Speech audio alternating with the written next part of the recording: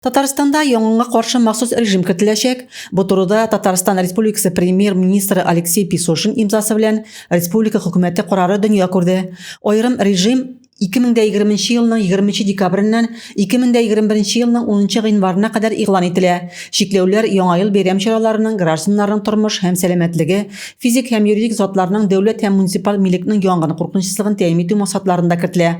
Режим гамәлдә булган вакытта 1-3 классы пиротехника әйберләрен, бингал утлары һәм хлопушкалардан тыш куллану, сәнәгать объектлары, транспорт инфраструктурасы, ягулык энергетик комплексы шикләреннән 500 метрга кадәр арада, торак коммуналь хуҗалык, авыл хуҗалык объектлары, кешеләр күп була торган объектлар һәм автомобиль юллары шикләреннән 50 метрга кадәр еракта тыела.